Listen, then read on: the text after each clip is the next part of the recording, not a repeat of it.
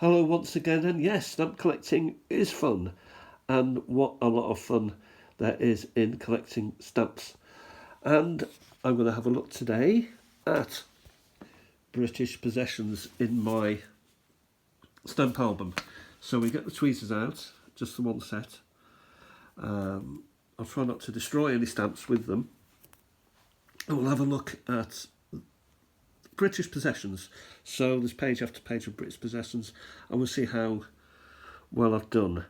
By the way, Europe, I'm doing pretty good filling that up. And they are, stamps come in, so they are hinged and mounted and blah blah blah. Okie dokie, British possessions: Baghdad, Bushire, never heard of it, Iraq, Kuwait, Mosul. What have I got here? Well, I've got a Kuwait stamp, so we've got this page up and running. Baghdad, British occupation. Mesopotamia was Iraq. So these names change as the years go by. And Kuwait is mentioned. Yeah. Next one, please. British possessions, British North Borneo and Brunei. So presumably we had North Borneo, and maybe it was the Netherlands who had the rest of Borneo. I don't know. Maybe someone out there does know. So here we have a Queen stamp. By the way, this stamp actually is not issued when it was a British possession. So this Kuwaiti stamp here is issued when Kuwait was an independent state. So there's a bit of a crossover going on here. However, with this, it does actually qualify. Does this qualify? Yes. Because, I'm just loading them up with stamps. So North Borneo, 20 cents, cancelled. Yeah. So we're up and running on this page. Also, turn over the page, and we have Ceylon, which is now Sri Lanka, and the Maldives. So again, I've got Maldives here, which are very lovely and colourful stamps. Look at that. Republic of. So again, not out of its time maybe. So the Maldives is a dependency now of Ceylon. Was a dependency of Ceylon. Now it's a republic in its own right. Interesting. Population of Ceylon, Sri Lanka, 4.5 million. Stamps first issued 1857. Let's have a look down here if we've got actual Ceylon ones. Yes, we have. Have we got Sri Lanka ones? Maldives, we've got a lovely stamp there. Ceylon. Ceylon still. Maldives. Ceylon. Yeah, so I have not actually put any Sri Lankan stamps on that page. Well done, Peter. Next we have British possessions, Cyprus. So for all, when you look at the empire, there are British dependencies, British protectorates, and there are British possessions as well. That's why you can put Ceylon with Cyprus. These in possibly in alphabetical order anyway, but here we go. So what have we got here? Population, 1/3 million. Nicosia is the capital, or was. Cyprus now, since we left, of course, it went. Now it's half Turk, half Cypriot. Greek, we've only got to leave and it's uproar. So here we have some nice 1974 stamps there. Here, as a republic probably, so not even an empire stamp as such. So there's a few. Oh, here's one for Majesty Queen's on this one. 5 mils, Cyprus and Majesty the Queen.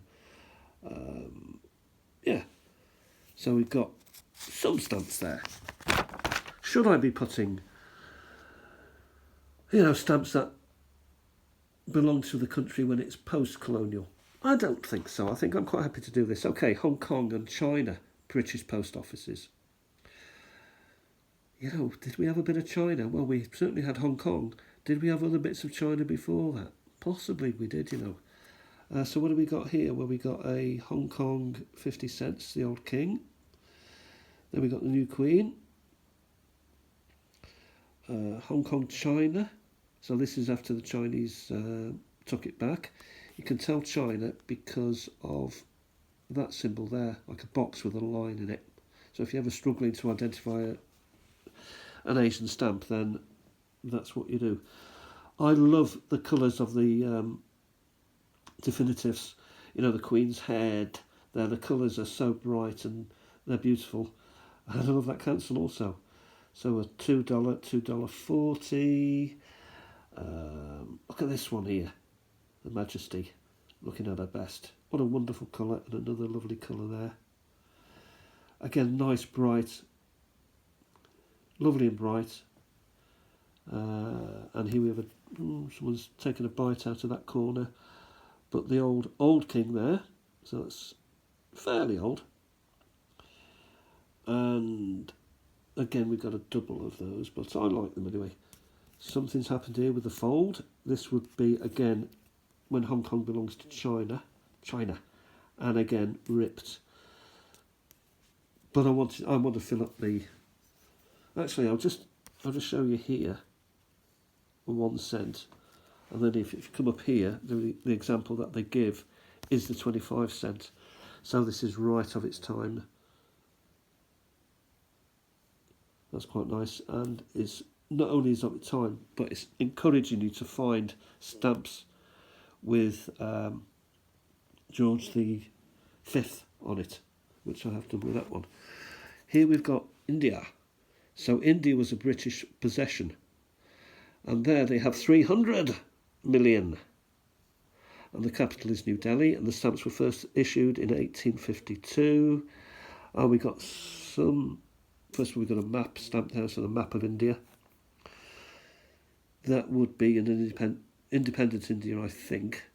And then we go down here, and we have independent India, train. People collect trains. Here we have the old Emperor of India. India postage, 1 Anna. Queen Victoria, so the Empress of India, 4 Anna. Independent India, again, so we're mixing. Nice flight, people collect planes. 1st of April 1940, so the old king, 12 Anna, prices are going up. Independent India, again, the map. Not sure what's going on with that. Gandhi is getting a look in there. Very nice to get a Gandhi stamp. Or pair, even. India map. And again, a temple god. Edward VII. That's quite nice. 2 Anna. Here we have George VI, the old king. Service. So possibly a lot of people were, they weren't in India for their health. They were there serving the empire. So that stamp would have gone through either the army, navy, Indian army, I don't know. Hence service on it. Again, we've got an Edward VII. That's quite nice. Lady there picking tea in India. The Empire stamp. It's nice. Independent India. Here we have Queen Victoria, blue, and Edward VII, and again the old king. Again, there's stuff going on with regards to tea, probably. A lot of tea in India. So we turn the page, if I can manage that nicely. I can. Over to India still. So there's a lot going on in India. So there's a lot of stamps. If you see India stamps, that's at a penny. I'm sorry. Medieval sculpture there. So far there's nothing much of. This is quite interesting. What's this? India service. So an actual service stamp per se, rather than an overprint. That's quite interesting. That's nice. Again, the old kings. Canal building. Tea plantations, maybe. Independence. Yeah. And then we get into the modern era where there's colour added. Different colours and bits of works of art and that. Okay, we then go to Indian native states. So India was not a country as such, it was a conglomeration of states, and some survived under their own right. I got no idea what these are or what year they are, but Bangladesh we've certainly heard of, and I've put it there, even though Bangladesh itself is not mentioned, and I'm sure to those badly, though I've managed to put one in here. Nepal. Yeah, Nepal is there. Spelt differently, you'll see. Yeah, nice. Labuana's a page of its own, only a population of 5,000. Not sure why. Then we go over to Palestine. Capital being Jerusalem, 9,000 square miles, 757 population. And I'm putting Israel in here as well, so that's a modern stamp. Palestine overprint. Lovely. Temple there. Palestine, you can see the word Palestine. And again, temple. And again, some sort of Wailing Wall, I think. And what have you. Okay, Sarawak. I was looking at some of these today, Sarawak, but I passed on them. Yeah, interesting. So it's a British possession. 42 square miles, population 600,000. Straits settlement. What are the Straits settlements? Well, it's Bangkok and that sort of area. Again, British possessions and George V. Turnover, Straits settlements again. Malaya. Yeah, I mean, this is a modern stamp. You know, these are common here. The old king, that's nice. Singapore's coming into play and being very decorative. Malay, I've got a lot of them. Yeah, nice. And I believe that concludes British possessions. Now, as we go on around, that's like half the book we've done. So we've done Europe and we've done that, and we've got other bits here, a lot of which does involve Britain, as you'd expect. So that's it for now. I hope you've enjoyed this flick through what I've got. Still plenty of work to do on the album. It's filling up nicely. These are not expensive stamps, so I'm not getting telling off for putting good old stamps, expensive stamps or minters in an album, particularly where they shouldn't be, and in the wrong era and in the wrong pages and stuff like that, because Ceylon is now Sri Lanka, for example. I don't care. The idea is to fill this book, house these stamps, give them a home, have a good old thick book which creates interest, creates a bit of history, looks at the history, and gives food for thought. Anyway, thanks for watching, and I'll talk to you soon. Happy stamp collecting.